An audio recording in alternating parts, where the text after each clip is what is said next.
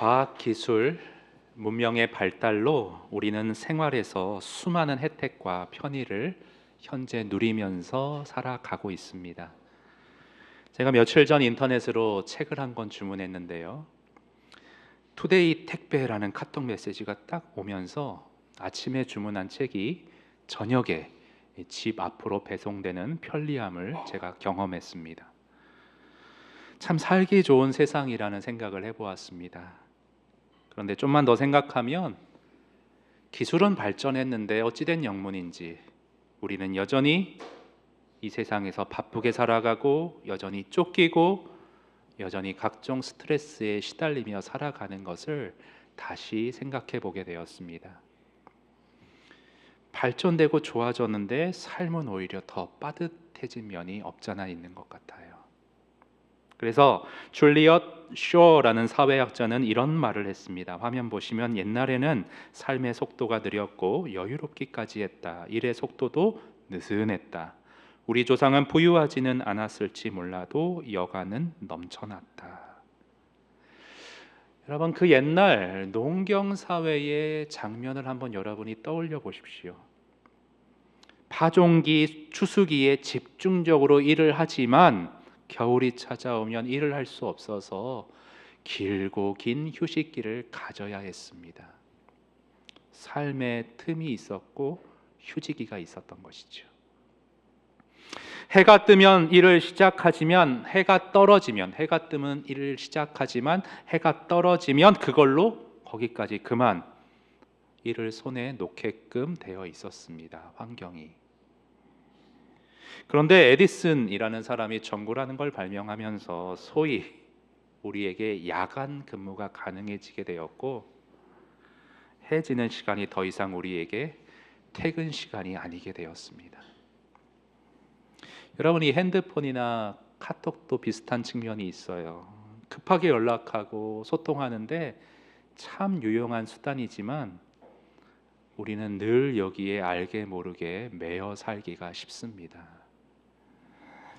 어떤 목사님은 목회자가 영성을 유지하려면 카톡에 바로 답장하지 말라고, 하나님과 깊이 교제하는데 방해받지 말라고.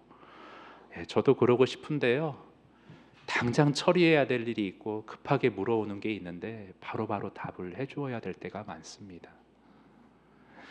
이렇듯 편리해진 것 같지만 또 다른 측면에서는 밤낮 없이 우리에게 일이 더욱 가중되어 있고 매여 사는 형국이 되어버린 이 현실 속에서 정말 공감이 될 만한 책의 한 대목을 제가 좀 화면에 가져와 봤습니다. 한번 제가 읽어드릴게요. 나는 인생을 개울 급류 폭포로 비유한다. 개울에서는 카누를 타고 느긋하게 노를 저으며 경치를 감상한다. 그러다 급류를 만나면 순식간에 모든 게 어그러진다. 직장에서 새 프로젝트를 맡을 수도 있고 가족 중 누가 아플지도 모르고 이사하거나 해고당할 수도 있다. 이유가 무엇이든 그런 시기가 오면 카누가 물에 휩쓸리지 않도록 고분분투한다. 아침에 일어나면 벌써 한참 뒤처졌다는 느낌에 시달리고 매일 닥치는 일을 해내기 위해 시간과 사투를 벌인다. 해야 할 일과 할 필요가 있는 일이 늘어만 가고 울며 겨자 먹기로 해야만 하는 일도 생긴다. 그러다 폭포를 마주하게 될 때는 이제 더욱 죽을 힘을 다해 노를 젓지 않으면 폭포에 휘감기고 만다. 미친 듯이 노를 젓는 동안 나는 정신적으로, 육체적으로, 또 감정적으로 점점 소진되어 간다. 여러분, 이 끝의 문장, 나는 정신적으로, 육체적으로, 감정적으로 점점 소진되어 간다. 이 문장의 표현이요, 오늘 본문 속 모세의 모습을 정확하게 묘사한 표현이라 할 수가 있습니다. 자, 모세가 어떠했는지 우리 본문을 볼 텐데 13절을 한번 다 같이 읽어보겠습니다. 13절 시작. 이튿날 모세가 백성을 재판하려고 앉아 있고 백성은 아침부터 저녁까지 모세 곁에 서 있는지라. 여러분, 거기 아침부터 저녁까지라는 표현이 13절에 있는데요, 14절에 또 한 번 장인 이드로가 똑같은 표현을 반복합니다. 아침부터 저녁까지 네가 거기 서 있다. 내 곁에 백성들이 서 있다. 강조하는 건데요. 지금 모세의 상황이 이렇다는 걸 강조하는 거예요. 근데 아침부터 저녁까지 뭐 아침 9시에 출근해서 정시 6시에 퇴근한 거를 묘사하는 표현이라고 보이지는 않습니다. 왜냐하면 문맥이 그래요. 굉장히 탈진할 정도로 이른 아침부터 밤 늦게까지 일했던 것으로 보입니다. 18절 문맥을 보실 텐데 18절 눈으로 보세요. 너와 함께한 이 백성이 기력이 쇠하리니 이 일이 내게 너무 중함이라 무거움이라. 그러니까 탈진할 정도로 이렇게 일을 하고 있다고 하는데 여기 신기한 게 모세뿐 아니라 모세와 함께한 백성도 기력이 쇠했대요. 왜요? 줄이 너무 길었던 것 같아요.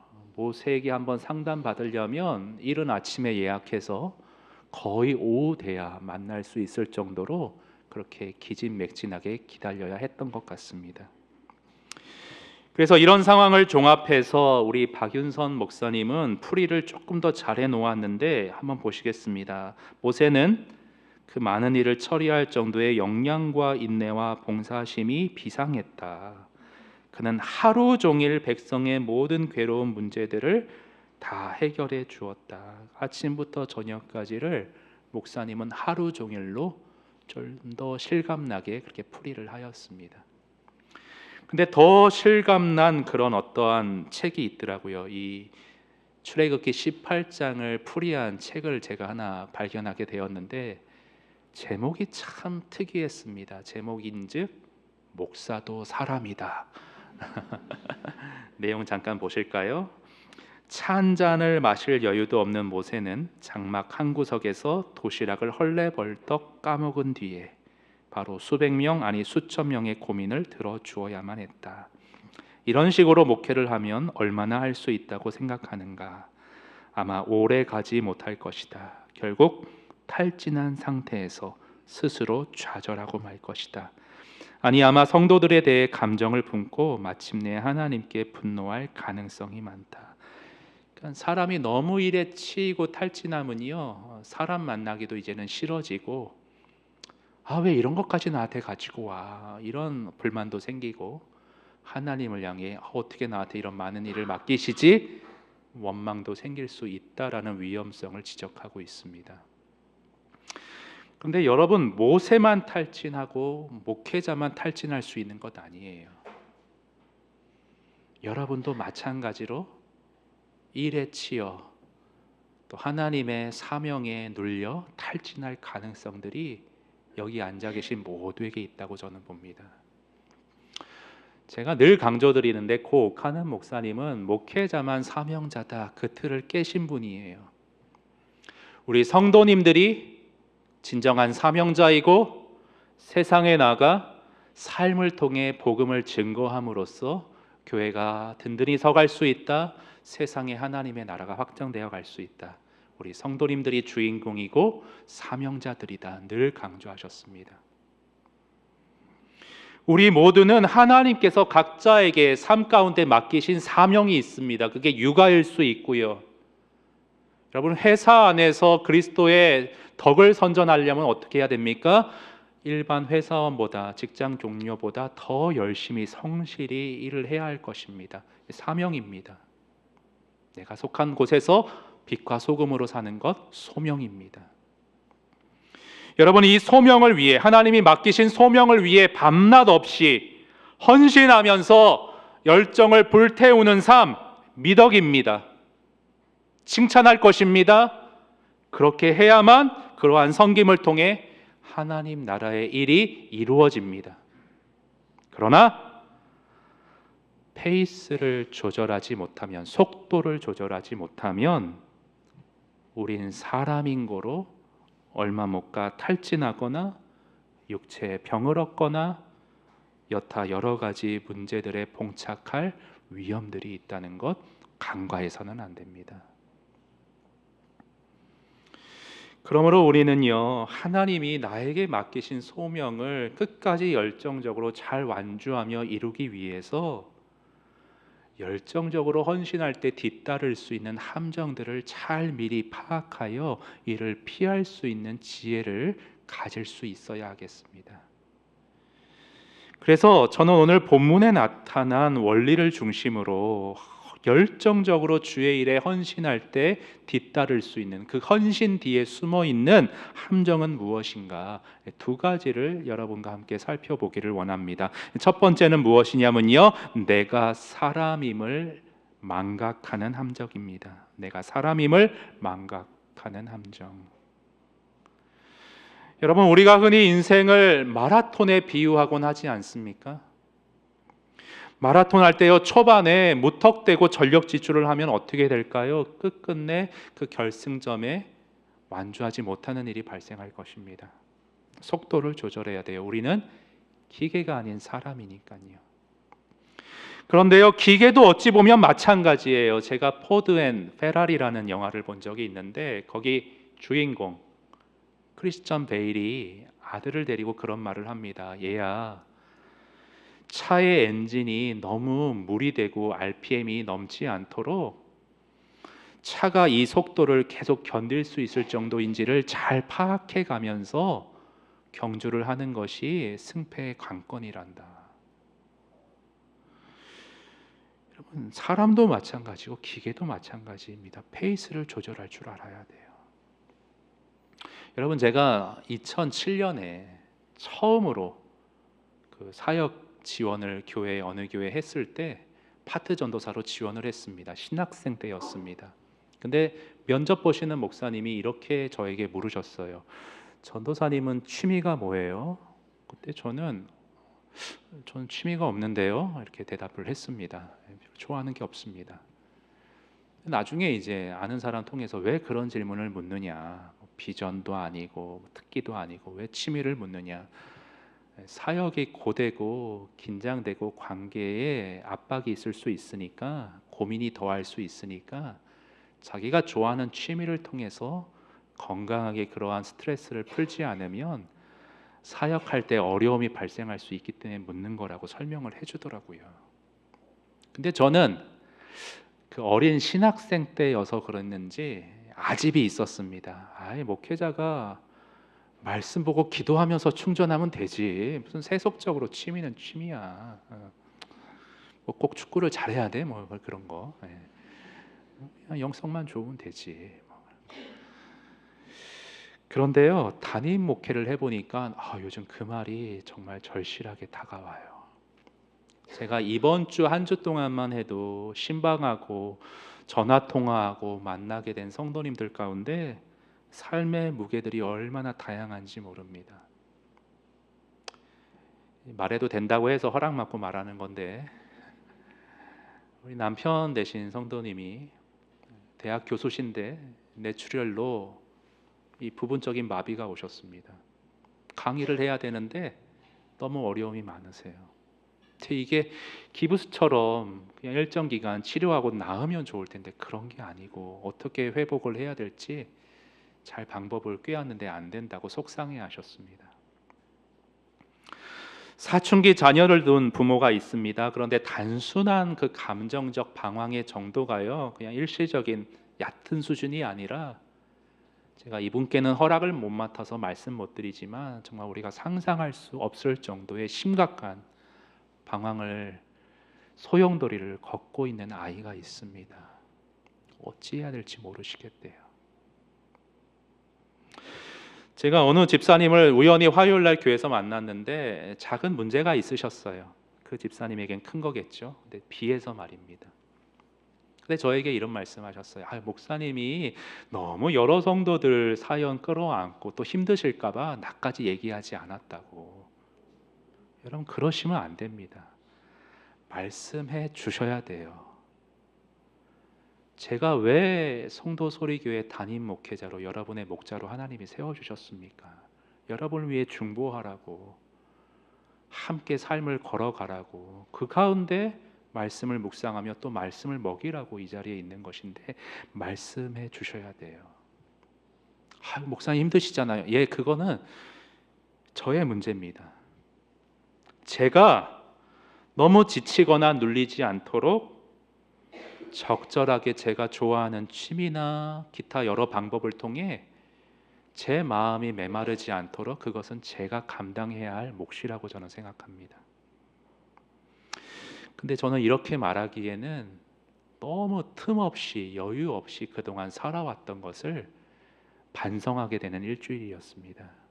제가요, 몇 가지만 예를 들어 드리면 질타를 받을지 모르겠는데, 여기 개척한 지 송도에 온 지 3년이 다 돼 가는데요. 지난번 부흥회 때 강사님 오셨잖아요. 우리 집사님 한 분이 강사님과 좋은 곳에서 식사라고 커넬 워크에서 그 시간 맞춰 가는 곳이었어요. 딱 몇 시까지 가라고 예약을 해주셨는데 제가 송도에 있으면서 커넬 워크를 처음 가본 겁니다. 그 여름동 가을동 엄청 헷갈리더라. 그래서 강사님 모시고 여기 죄송합니다 아니네요. 또 저 말도 안 되는 짓을 제가 벌렸어요. 한 달 전에 또 어떤 신혼부부 그 신방하는데 그 아트폴의 어느 그 음식점에서 만나재요. 아트폴에도 처음 가본 거예요. 내가 왜 이러고 살았나 반성하게 되더라고요. 그래서 말씀을 준비하고 깨달았으면 실천해야 되잖아요. 그래서 제가 어제 순장반 맨날 성경 공부하고 기도하고 오늘은 성경 공부 간단하게 하고 우리 G타워 전망대 한번 갑시다. 처음 가봤습니다. 왜 그러고 살았나. 그래서 저 같은 사람을 목사님들이 선배 목사님들이 너는 고위험군이다. 탈진할 수 있는 고위험군이다.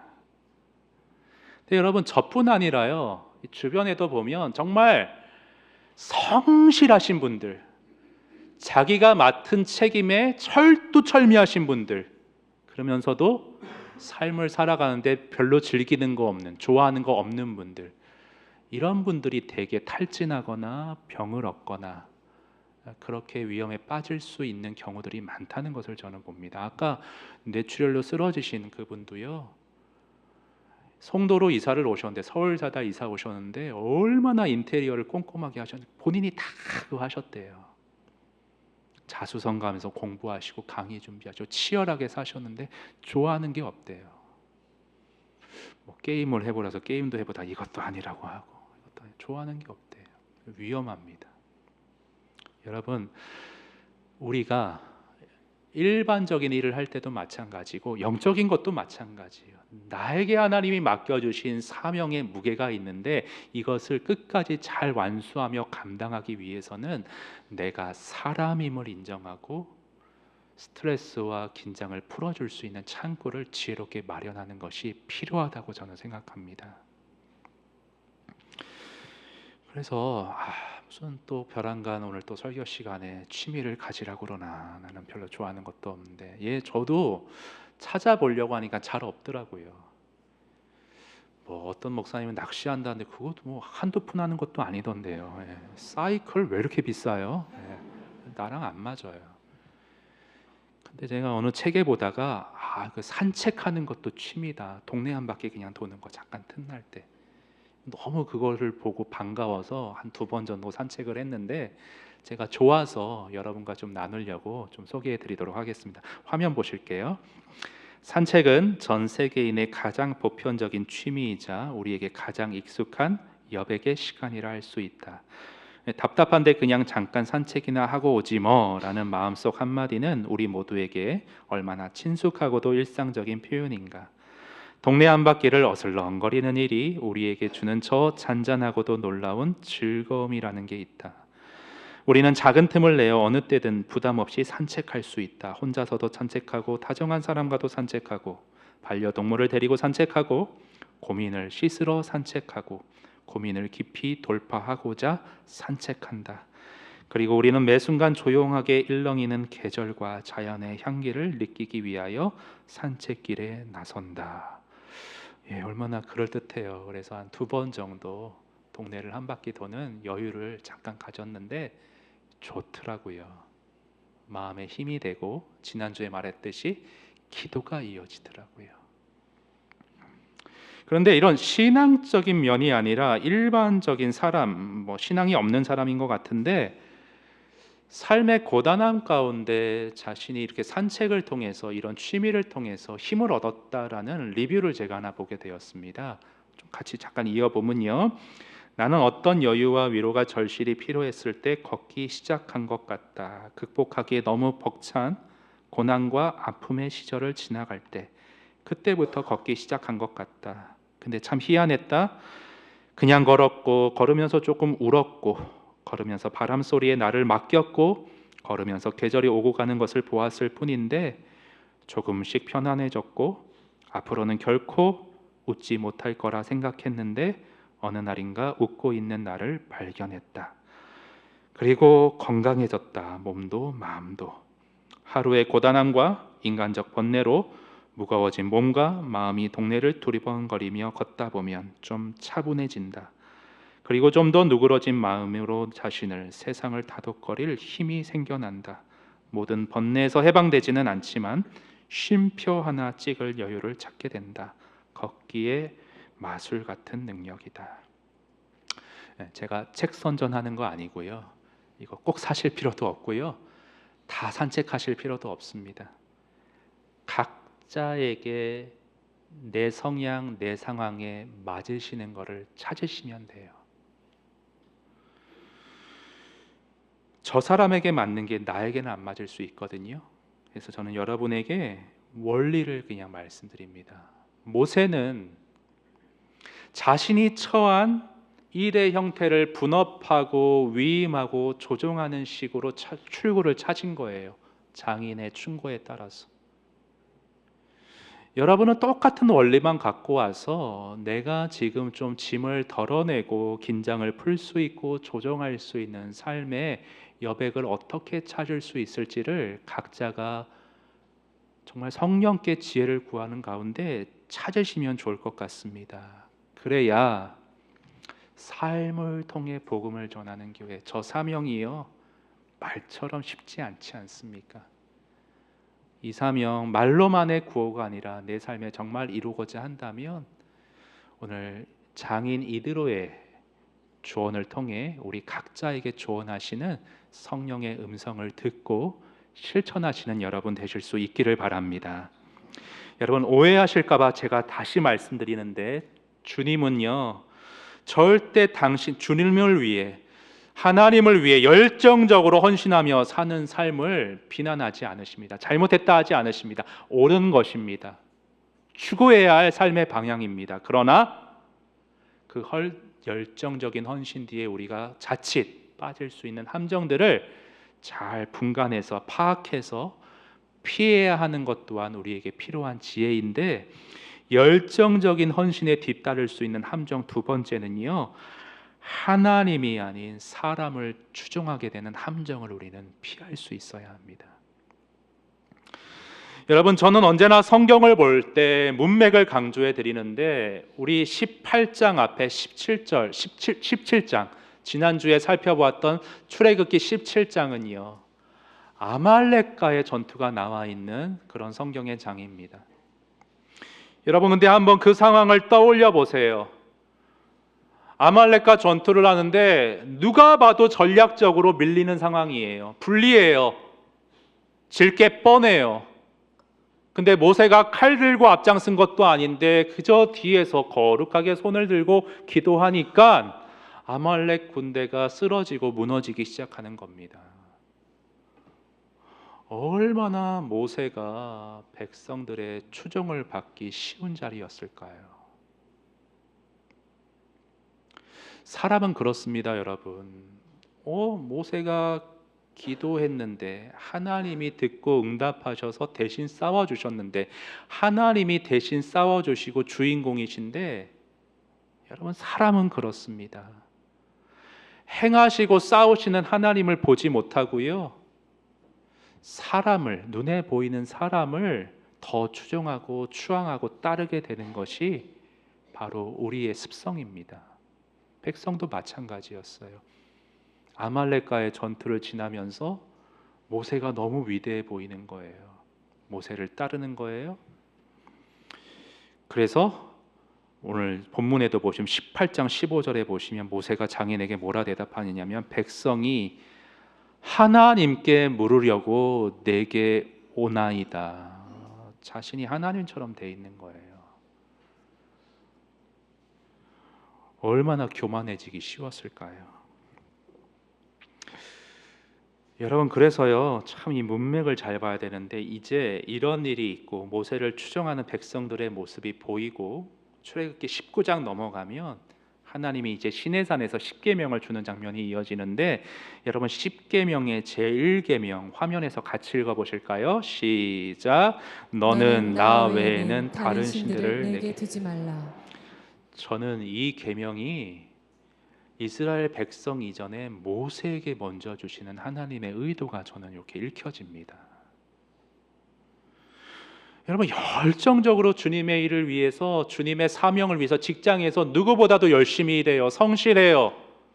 정말 삶의 감증이 넘쳐나요. 그러면요, 교만해지고 사람들로부터 추종받게 되는 함정에 빠지기가 쉽습니다. 참 아이러니하고 조심해야 될 함정이에요. 제가 열정적으로 앞서가신 선배 목사님들 중에서 열정적으로 사역하고 헌신하는 목사님들 보면 두 가지 위험성이 늘 있으시더라고요. 그게 뭐냐면, 첫 번째는 가족을 희생시켜요. 우리 아버님 세대가 주로 그랬는데, 너무 주의 일에 열심이고 올인하니까 가족을 돌보지 않으시더라고요. 여러분, 오늘 모세도 보세요. 18장, 출애굽기 18장 6절 보십시오. 우리 한번 같이 읽어볼까요? 18장 6절 다 같이 시작. 그가 모세에게 말을 전하되 내 장인이나 이드로가 내 아내와 그와 함께 그의 두 아들과 더불어 내게 왔노라. 예, 앞에서 그 목사도 사람이다 그 책 쓴 목사님이 이 6절을 좀 재미나게 풀이했는데요. 여러분, 지금 장인 이도로가 딸인 십보라와 손주들을 데리고 이제 모세 앞에 왔어요. 왔으면 눈에 온 게 보이잖아요. 근데 보이는데 굳이 이제 말로 하기를 6절에서 이복의 사위 자네 아내와 아들들 두 아들들을 내가 데리고 왔다라고 굳이 설명을 해줍니다. 그래서 그 알폰소 게바라 목사님은 이 6절을 어떻게 풀이했냐면 이렇게 재미나게 풀이했습니다. 이복의 사위, 아무리 바쁘더라도 자네 가족은 자네가 챙겨야 할 것 아닌가, 이렇게 이 의미를 던지기 위해서 이런 말을 했다라고 풀이했는데, 저는 일리가 있다고 봅니다. 여러분, 모세는 진짜 그랬습니다. 바로한테 사명받아서 가면서 10가지 재앙, 홍해 가르고 이런 놀라운 일들 많이 하면서 십보라 아내는 두고 장인 곁에 두고 아들들 내팽개치고 멀찍이 떨어져서 사역에 올인했습니다. 이게 꼭 잘하는 것일까? 그 목사님들 중에 사모님들이 그렇게 불만이 많은 경우가 있으세요. 아주 극단적인 표현으로는 내 남편을 성도님들한테 뺏겼다 이러면서. 그래서 한편으로는 가정을 안 돌보고 이렇게 주의 일에 올인할 거면 이런 생각도 들어요. 결혼하지 말지, 이런 생각도 한번 해봤어요. 근데 사람이 참 극단으로 치우치기 쉬운 게요, 제가 부목사였을 때 어떤 목사님을 봤는데 이분은 또 사모님을 너무 사랑하세요. 밖에 나와서 사역을 못해. 저녁에 계속 수시로 문자 오고. 그런 면에서 저는 우리 사모가 참 고맙습니다. 처음엔 서운했어요. 나를 사랑하지 않나? 왜 이렇게 냉랭하게 대하지? 사역 열심히 하라고 그러는 거더라고요. 농담이었고요. 네, 근데 실제로 좀 무뚝뚝한 면이 없잖아 좀 있는데, 참 그래도 좋은 면이 있는 것 같습니다. 왜 자꾸 옆으로 새는데, 열정적으로 사역하는 우리 목사님들이 가족을 희생시키고, 두 번째는 아까 봤듯이 자꾸 신적인 존재로 자칫 추앙받기가 쉬워요. 존경받는 것까지는 좋은데, 저 목사님은 정말 찐이다, 정말 저렇게 해야 된다, 참 목자다, 그러면서 너무 하나님처럼 추정받는 그러한 위험 속에 노출되는 걸 봅니다. 그리고 어떤 목사님들은 간혹 성도님들의 그런 기대에 계속 부응하기 위해서 위선적으로 흐르는 경우도 있어요. 나는 그렇게까지 하고 싶지 않은데 그런 척하는 거죠. 그래서 우리가 이러한 함정에, 꼭 목회자가 아니더라도 우리 모두에게 이러한 함정이, 앞에서 봤듯이 내가 사람인 것을 망각하고 또 내가 하나님보다 더 뭔가 열정적으로 헌신하며 사역할 때 자꾸 하나님처럼 좀 이렇게 추앙받는 그러한 함정에서 좀 피하기 위해서 예수님이 우리에게 주시는 처방 한 가지가 있습니다. 여러분, 오늘 출애굽기로 다시 안 돌아올 텐데 결론적으로 우리 마태복음 11장 말씀 한번 펴보겠습니다. 마태복음 11장 유명한 말씀인데요. 마태복음 11장 신약 성경 18페이지입니다. 마태복음 11장 28절 말씀. 우리 찾으셨으면 한번 같이 읽어보겠습니다. 시작. 수고하고 무거운 짐진 자들아 다 내게로 오라. 내가 너희를 쉬게 하리라. 예, 우리는 하나님께 좀 맡기고 내가 좀 하는 일을 조금 내려놓고 쉴 필요가 있어요. 내가 다 하려고 해서도 안 되고요. 내가 다 할 수 있다고 착각해서도 안 돼요. 번아웃이 옵니다. 수고하고 무거운 인생의 짐진 자들아, 소명을 떠안는 자들아, 힘들면 나한테 와서 좀 맡겨라, 내 품에 안겨서 쉬거라 하시는 주님의 초청에 믿음으로 응할 줄 알아야 해요. 여러분, 우리를 초청하시고 안아주시는 하나님은 어떤 하나님이십니까? 성경에 우리를 초청하시는 하나님은 무엇보다 사랑의 하나님이십니다. 내가요 받은 사명이 있어요. 내 가족 구원해야지, 내가 더 섬겨야지. 근데 때때로는 짜증나요. 좀 힘들어요. 조금 놓고 싶어요. 그럴 때 너 왜 열심히 안 하냐고 채찍질 하시는 하나님이세요? 채근하시는 하나님이실까요? 아니에요. 괜찮다고, 나한테 맡기라고, 좀 쉬라고 하시는 사랑의 하나님이 우리 아버지이신 줄 믿습니다. 여러분, 또 성경에 계시된 하나님은 또 어떤 하나님이세요? 우리가 힘겹고 버거울 때, 도움을 요청할 때 기꺼이 도와주시는 하나님이세요. 제가 삶의 고비와 수술이라 여러 가지 어려움 등을 상황을 마주한 성도님들께 문자로 나누는 말씀이 한 가지 있는데, 우리 이사야서 말씀 같이 한번 읽어보겠습니다. 시작. 두려워하지 말라. 내가 너와 함께 함이라. 놀라지 말라. 나는 네 하나님이 됨이라. 내가 너를 굳세게 하리라. 참으로 너를 도와주리라. 참으로 나의 의로운 오른손으로 너를 붙들리라. 예, 붙드시고 도와주신다고 약속하시잖아요. 이 약속을 믿고 이 약속 안에서 좀 내어 맡길 수 있는 안식과 쉼과 틈과 여유가 저와 여러분에게 있으시기를 바랍니다. 여러분, 사실 근데 저는 이 설교하기에 참 틈 없이 안식 없이 내어 맡기지 못하고 제가 다 하려는 성향을 저도 모르게 보이고 있었던 것을 반성하는 한 주였습니다. 우리 아내가 제발 설교 때 애들 얘기하지 말라고 하는데 오늘 이거는 좀 꼭 해야 돼가지고 제가 좀 하겠습니다. 여러분, 지난 겨울 한 얼마 전까지 저희 딸이 아직 어리기 때문에 저희 부부와 같이 한 방에서 잠을 잤습니다. 근데 애들이 겨울인데도 이불을 그렇게 걷어차요. 근데 저는 좀 추위를 많이 타거든요. 너무 춥겠다, 감기 들까봐 딱 이렇게 확 좀 차거나 이렇게 좀 이불이 걷혀진 느낌이 들면 또 잠결에 깨서 그걸 덮어줍니다. 그리고 더 좀 심하면 우리 준서도 저쪽 방에서 춥겠다, 일어나서 덮어주고 와요. 근데 저는 예민해서 그렇게 한번 나가잖아요. 잠을 잘 못 잡니다. 근데 그때 이제 겨울 때 1월, 2월 그때 이제 새벽 기도가 있었을 때인데 아내는 새벽 기도 안 나가잖아요. 근데 우리 아내는 옆에서 너무 잘 자는 거예요. 너무 편안하게 이불 안 덮어주고. 왜 내가 거기서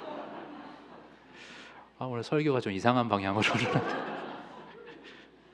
근데요, 딸이 말하기를 이제 커가지고 자기 방에서 자거든요.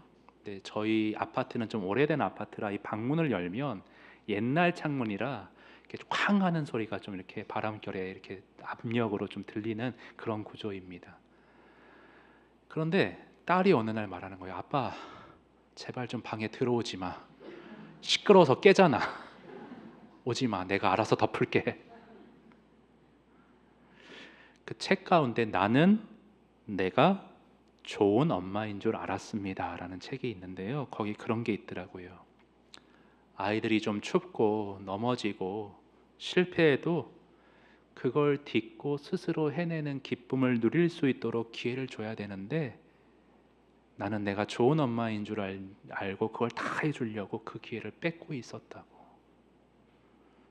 제가 그랬더라고요. 아이들이 충분히 자기들이 알아서 할 수 있는데 제가 다 덮어주려고, 뭐든지 해주려고 나를 혹사시키고 있었더라고요.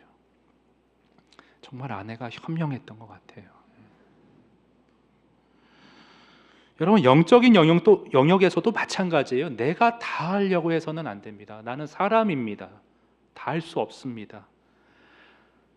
신앙생활할 때, 사명을 이루고자 분투하실 때 조금 힘을 빼세요, 여러분.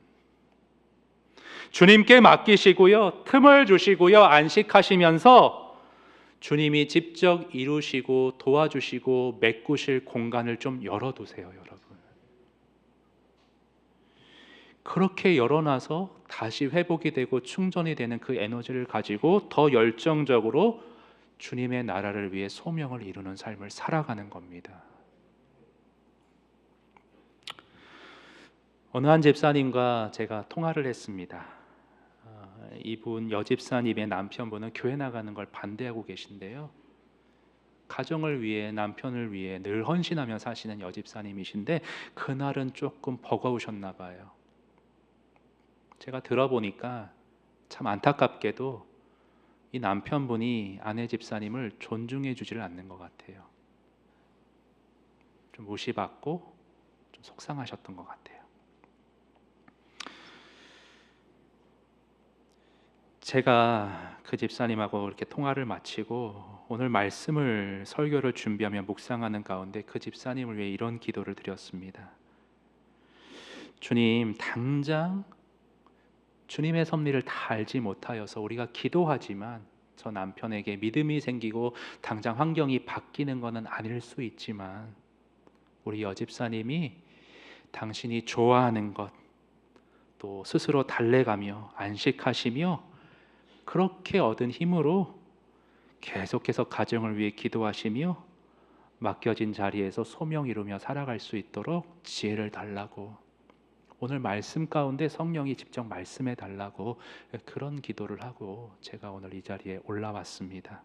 사랑하는 여러분, 우리가 그렇게 주님께 맡기고 안식을 얻고 계속 마라톤을 이어가다 보면 하나님께서 반드시 저와 여러분의 삶을 통해 당신의 아름다운 비전과 소명을 친히 우리 삶의 현장 가운데 이루어 가실 것을 믿습니다. 여러분, 힘드실 때 성령이 생각나게 하시는 말씀, 원리, 또 이런 찬양을 함께 불렀으면 좋겠어요. 어떤 찬양이냐면, 내 아버지 그 품 안에서 내 영혼은 안전합니다. 주 손길로 내 삶을 안아주시니 그 평강이 나를 덮습니다. 여러분, 우리 하나님은 우리가 지칠 때 왜 더 잘 못하냐고 채근하시는 하나님이 아니라 우리를 안으시고 나한테 맡기라고 안식으로 초청하시는 하나님이신 줄 오늘 말씀으로 확인하시고 그 주님께 맡기시고 안식하심으로 주의 사명 끝까지 이루시는 저와 여러분 되실 수 있기를 바랍니다. 우리 함께 찬양하시겠습니다. 내 아버지 그 품 안에서 그 품 안에서 내 영혼은 안전합니다. 다독이는 손길로 주 손길로 내 삶을 안으시니 그 평강이 나를 덮습니다. 나 비록 넘어지면 흔들리지만 주 내 안에 거하며 나를 붙드시니 내 생각을 주께로 돌리고 주시는 평강의 옷을 입습니다.